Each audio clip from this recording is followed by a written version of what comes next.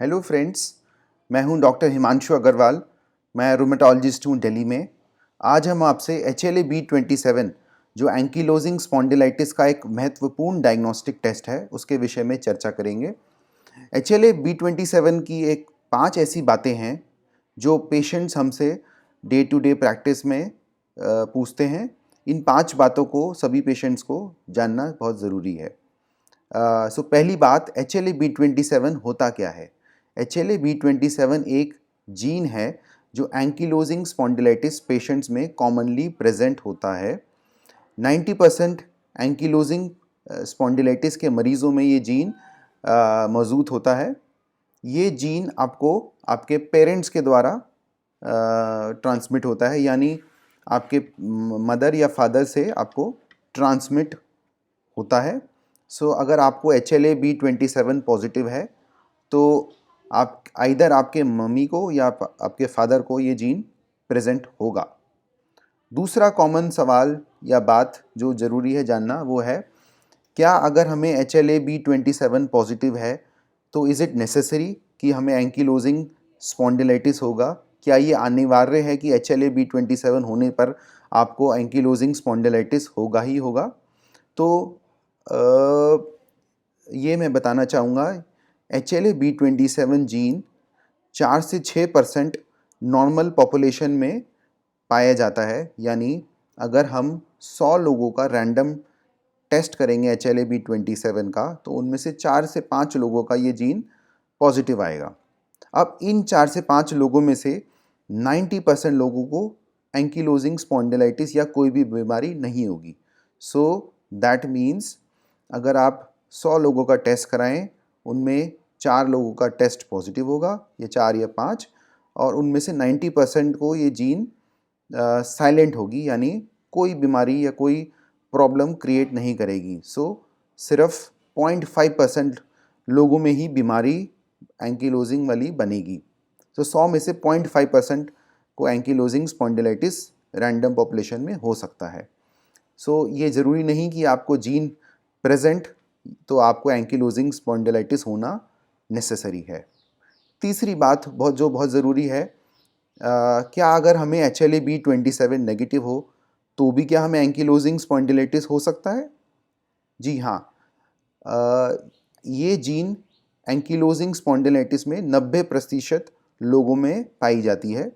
यानी 10% ऐसे मरीज़ होंगे जिनमें ये जीन नेगेटिव हो सकती है, बट उन्हें फिर भी एंकीलोजिंग स्पॉन्डिलाइटिस हो सकता है। सो ये ज़रूरी नहीं है कि आपको HLA-B27 टेस्ट नेगेटिव आ गया है तो आपको ये बीमारी नहीं हो सकती। चौथी बात, क्या कोई ऐसा ट्रीटमेंट उपलब्ध है जिससे हम HLA-B27 नेगेटिव हो सकते हैं?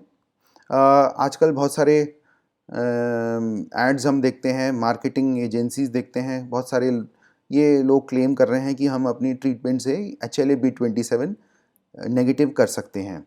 सो ये सरासर झूठ है। आज तक कोई ऐसी साइंस या टेक्नोलॉजी नहीं है जो आपको जेनेटिक मेकअप को चेंज कर सकें। HLA-B27 is a gene which is present in almost all cells, not almost, in all cells of your body, यानी आपके हर सेल में ये जीन प्रेजेंट होती है।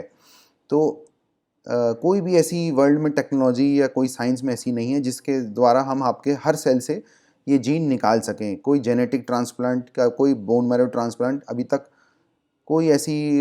तक साइंस ने डेवलप नहीं किया टेक्निक। अगर ये टेक्निक आ जाए तो ये बहुत ही रेवोल्यूशनरी होगी। इससे तो आप इंडियन की आप अफ्रीकन बना सकते हैं, एक इंडियन को, एक यूरोपियन को अफ्रीकन बना सकते हैं। तो almost like this high technology you need कि आप उसको काले को गोरा बना दें, गोरे को काला। अभी तक तो ऐसी कोई साइंस ने इतनी तरक्की नहीं करी है। सो ये जो क्लेम करते हैं ये गलत है। HLA-B27 अगर आपका एक बार पॉजिटिव है तो वो लाइफ लॉन्ग पॉजिटिव ही रहेगा। आपको ये टेस्ट रिपीट कराने की ज़रूरत नहीं है। कई लोग हर साल एक टेस्ट करा लेते हैं HLA-B27 का कि ये देखने के लिए कि वो नेगेटिव तो नहीं हो गया, ट्रीटमेंट ले रहे हैं हम। सो ये आपके सिर्फ पैसे बेकार करना है, इसको कराने का कोई यूज़ नहीं है।